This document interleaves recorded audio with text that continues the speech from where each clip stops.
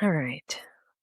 So I've been complaining to you about how Riverside changed their interface and it's confusing me. I mean, it's great when they change the interface, don't add any features, Yeah. right? And then I was thinking about that about another, like a back office tool that we use for Yeah. time tracking, Harvest. Um, they're increasing all their rates, and they finally made a bunch of UI changes, and they're like not even that good. Like it looks Right. different, but it doesn't help me enter time better or pull Yeah. out the data better. It Yeah. just looks different. Yeah. It's just, and it's And it more was confusing. and it was clearly built by AI agents, which is what we'll talk about today, Right. but in a different way and actually doing it correctly, I guess. But yeah, like these things are definitely being built. These products are being built by AI with no real thought around real people trying to use them, I feel like. Yeah. Or very little thought, maybe, because they're Yeah. just pushing it out the door.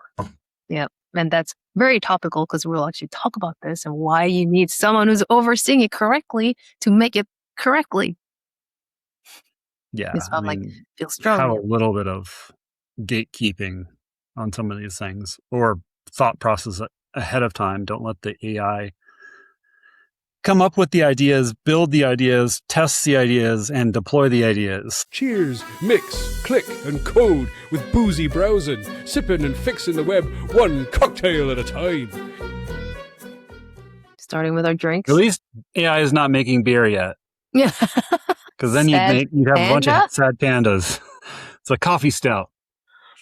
That's actually very adorable. I don't know if you find this thing. So this is a local brewery.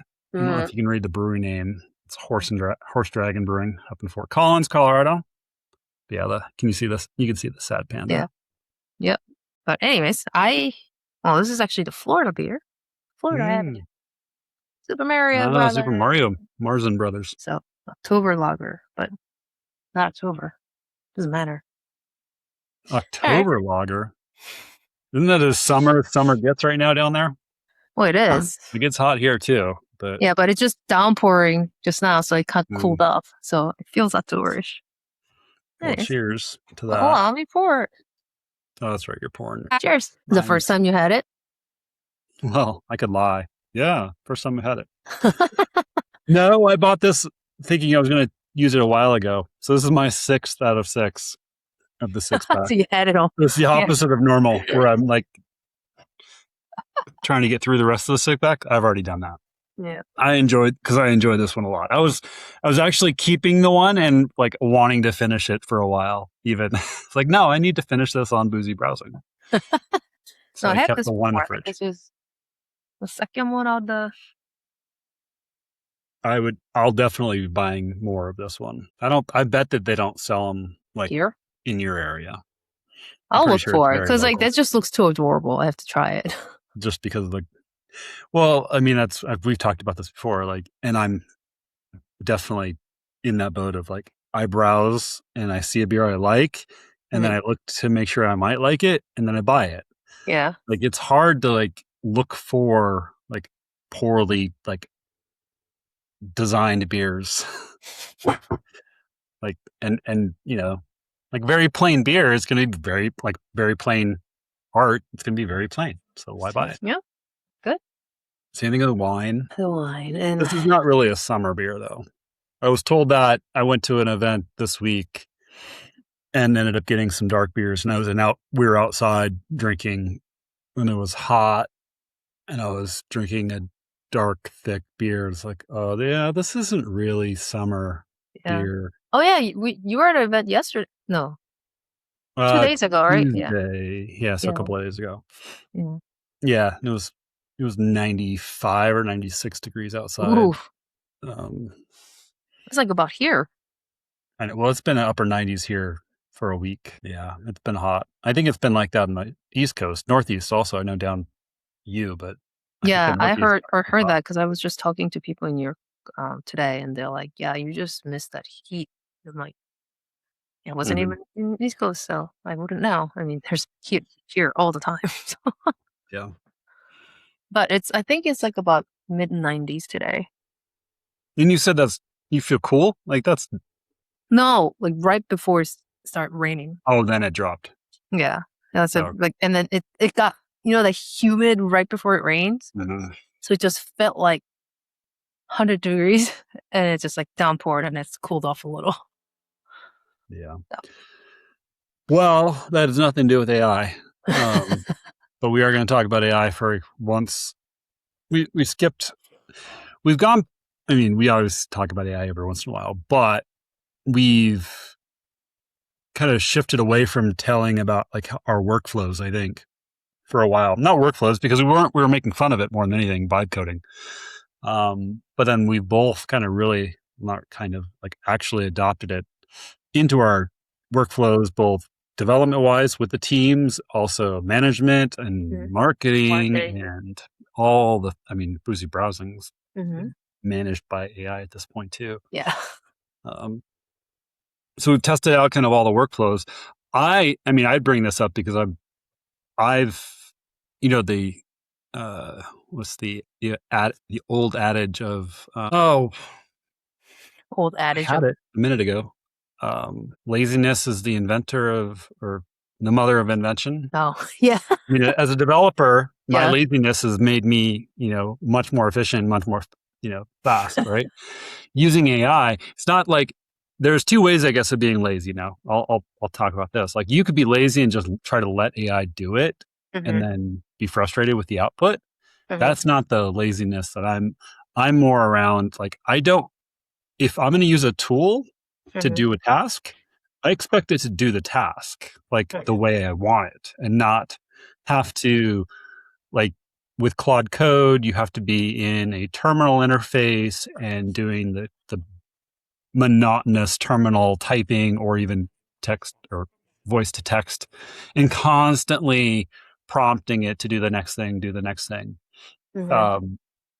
which to me is like, I don't want to have to be on top of it all the time. Like, if I'm going to give it a set of tasks, I want it to finish it. Like, I want to put all this stuff up front and then let it go. And then I can come back till it's done. And the other thing is we use a lot of, like, most of our work, the clients we work with, it's very much UI, and like we don't do design, but we have to build interfaces that are visual. And Claude Code can do guesses at that, but it doesn't do a really good job of confirming its own work visually. And that's where like Claude Desktop comes in for co-work and things like that. Yeah. And I mean, I guess mine too, because I'm using it a lot in our internal stuff. Just a lot of repetitive stuff and publishing workflow, things like that. It's gotten better. I mean, I think we tried different tools. Different, what do you call it? Methods? To OpenClaw, to Core, to actually using the regular Claude or whatever LLMs on the browser, testing out everything, testing out different LLMs to see which one does the best.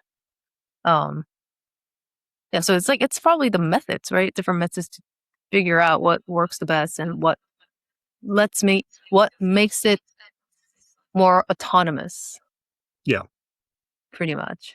Both autonomous and also having access to, like, the things it needs. Both the things that I want it to have, but also what it discovers that it needs.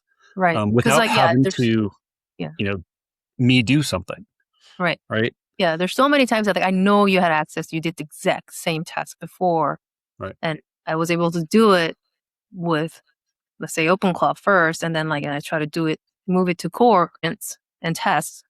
It just all of a sudden I was like, I can't do it. I was like, why not? Because this had the exact same access, and I was using the same LLM base to do this, and he was able to do it.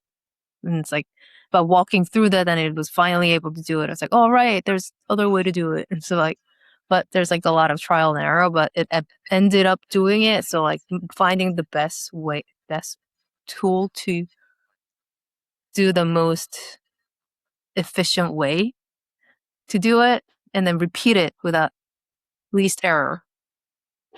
It was interesting to see different things can do, but in a way, I think they're catching up to each other. So I think they're there's a convergence of like what they're able to do And again, I don't think this has like it's really the tools that they're utilizing, like the programs, the applications that they're utilizing, because OpenClaw itself is not the LLM. It's using The LLMs. OpenAI, or in our case, or Anthropic version, whether it's Fable or Opus or whatever. So they have access to the same kind of LLM brain, right. if you will, but their tool set, their application, and what they're put on, what system they're put on. Because I'm still not brave enough to put my OpenClaw on my real laptop. Mm-hmm. Getting very close to that, but I think I have a way, and I gave you a hint of what I was going to talk about today a little bit, a way I can maybe not have to do that. Mm-hmm. Because then there's a couple of desktop ones, even OpenAI has one now finally.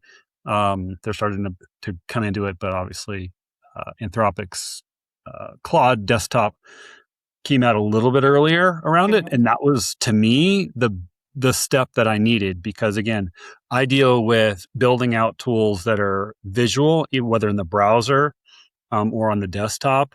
And it needs to be able to visually see that in a way. It takes screenshots, but it still sees it. Mm-hmm. And Claude Code doesn't really do that at all. It makes guesses based on code, and it can kind of do a headless type browser interface type thing, if people are familiar with that technology. So having Claude Desktop, it can then use my browser, use some of my applications, and visually see.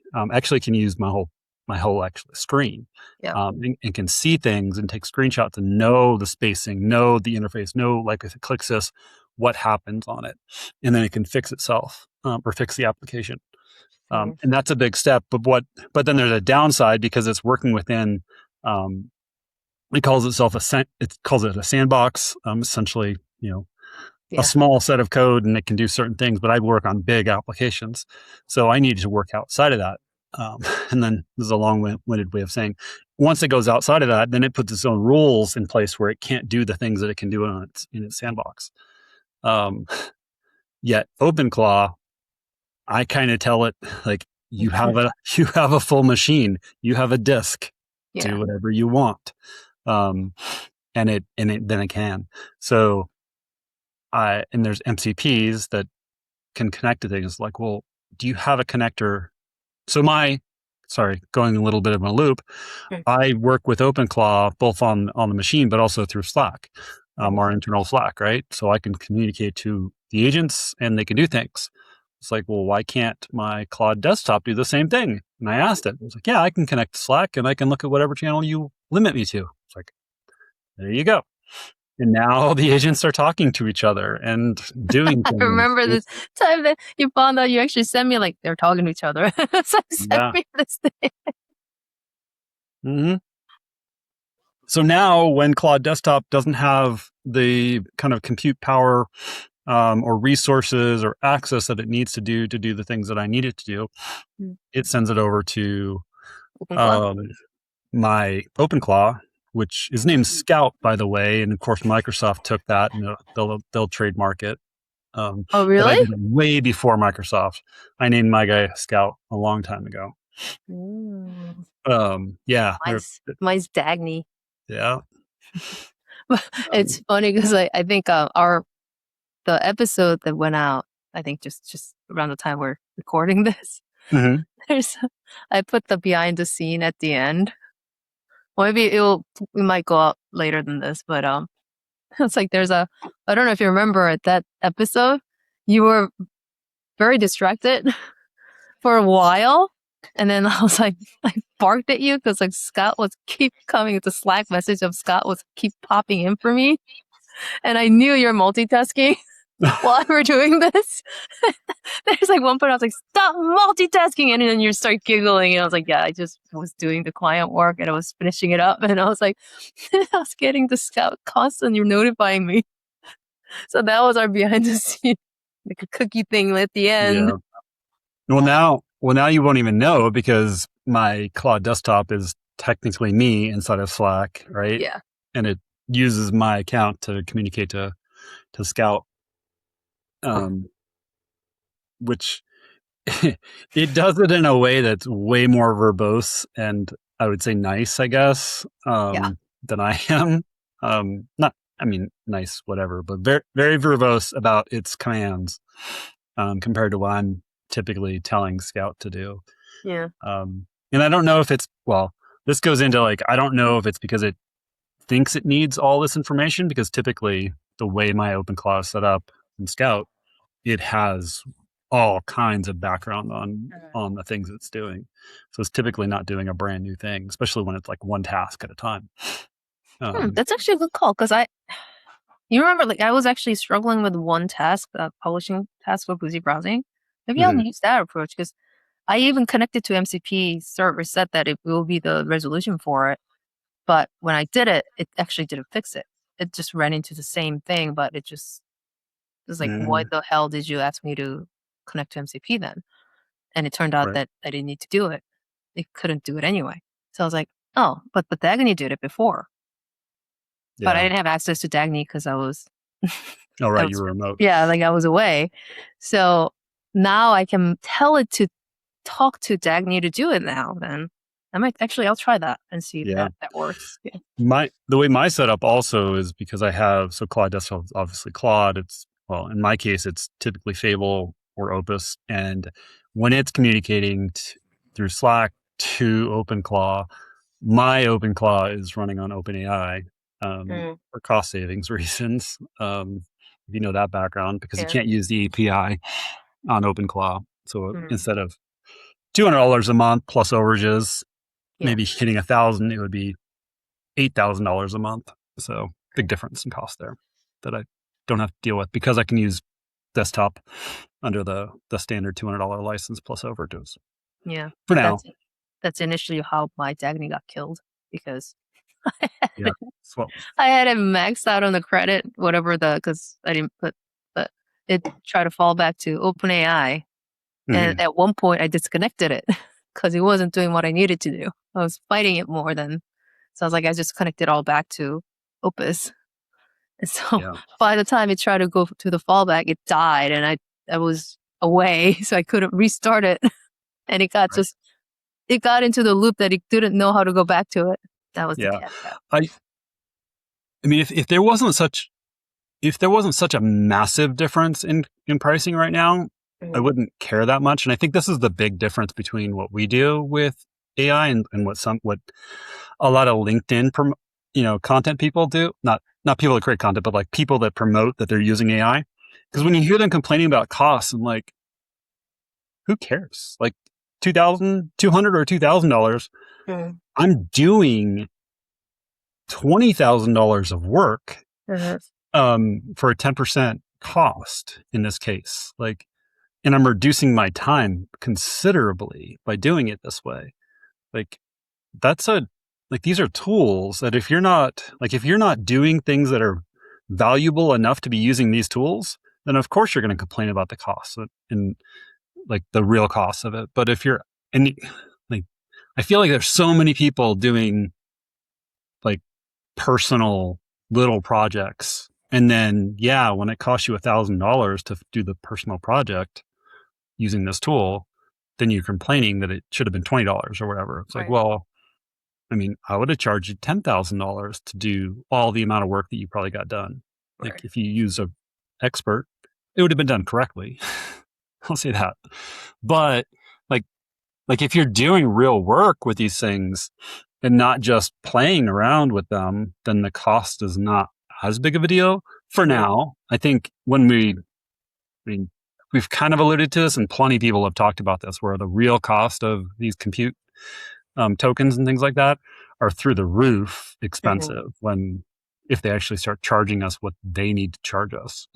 But yeah, I mean, that's my current, not my current workflow, but my one I discovered very recently, and I do kind of like it when I have to, a couple of reasons. So with Claude, if you're working on multiple projects, Claude Desktop has the ability to have projects, but you have to kind of set it up every time. Between tasks, it doesn't really share the information really easily, other than like some copy and paste kludgy stuff, and it can't communicate between the tasks.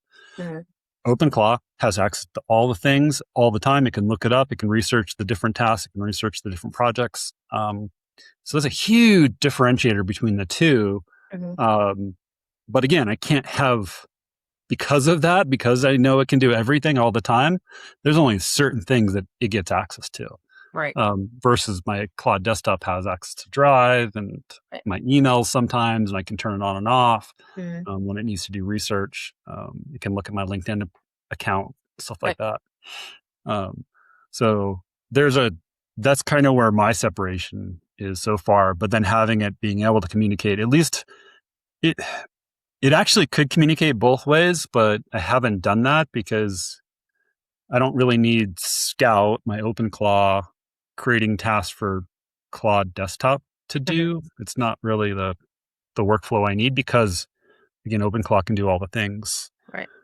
It can open browsers. It can do all the visual stuff. It can basically do everything other than communicate to my personal or my work laptop. I need to experiment a little more to see, like, I'm curious about how they communicate to each other. Yeah. But yeah, that makes sense because, like, there's no reason for the OpenClaw to come back to, because for Dagny, for OpenClaw, you are talking to it.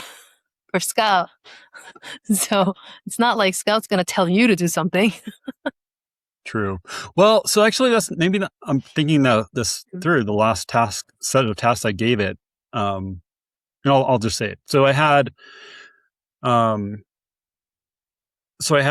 my Claude Desktop do some code updates.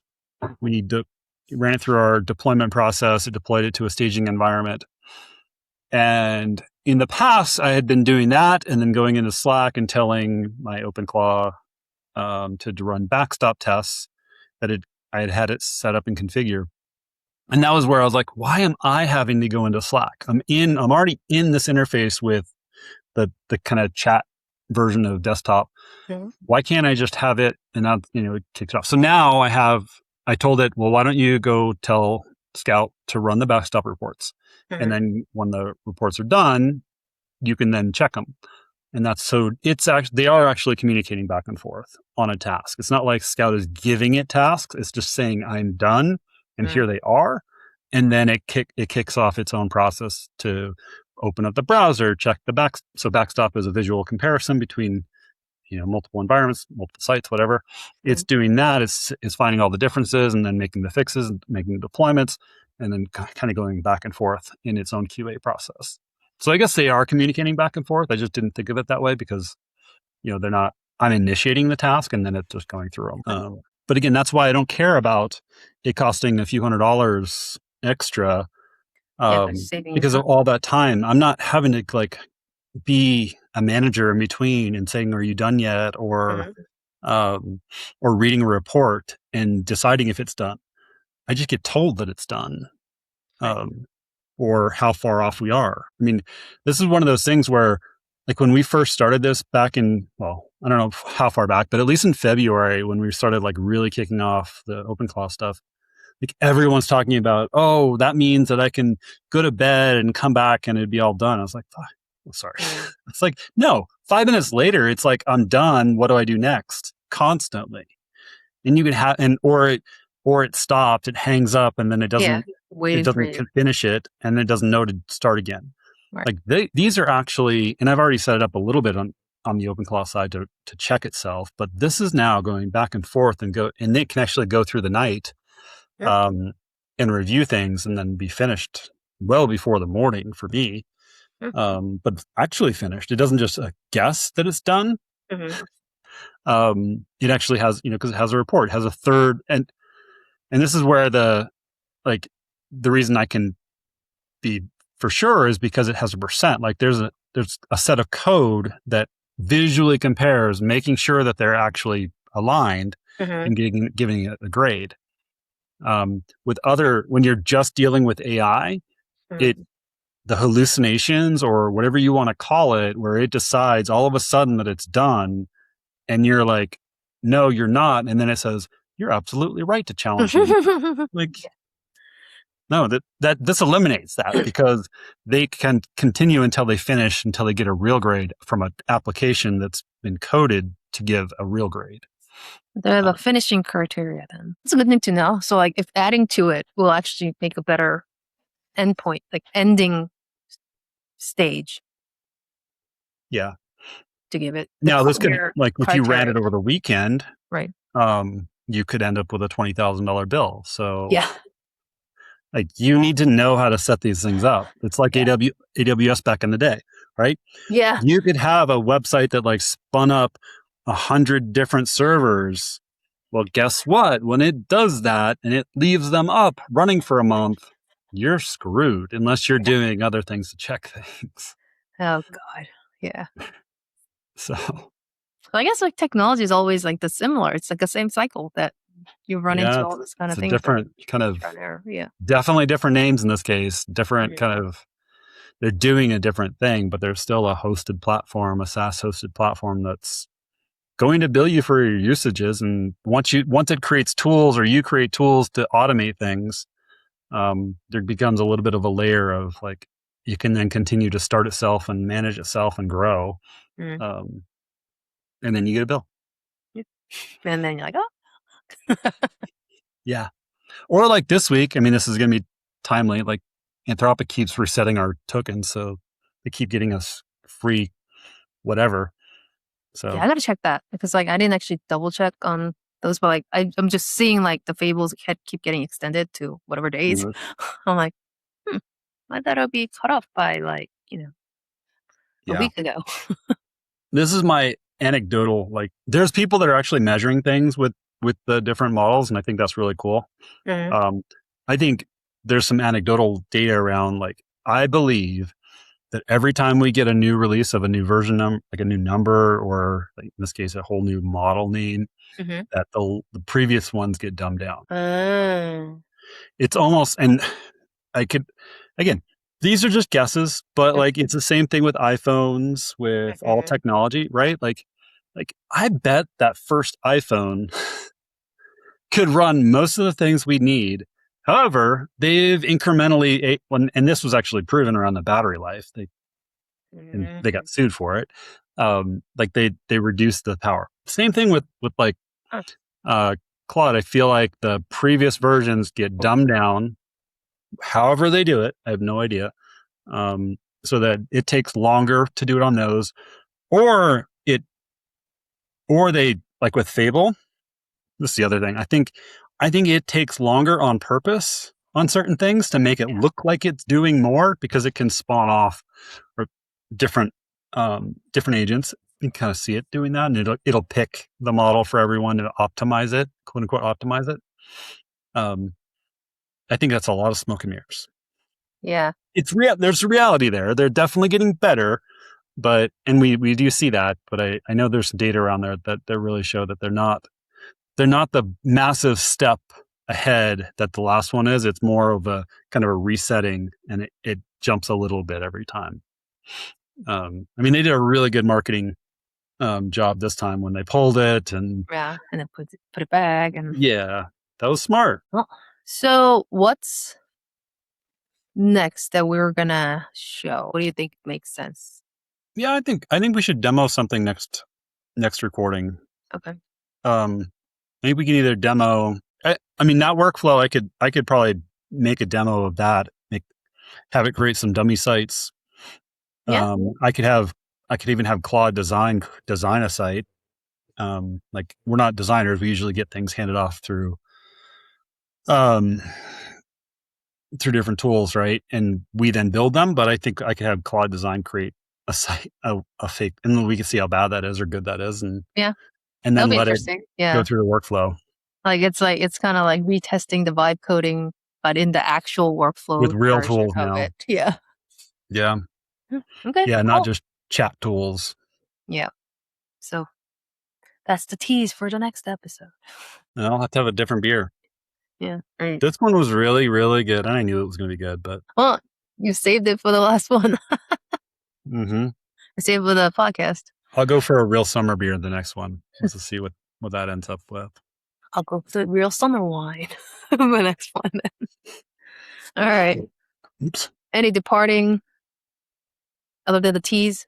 I might not even include this in there. Yeah, I don't have anything else. All right, cool. Stay tuned for the next episode.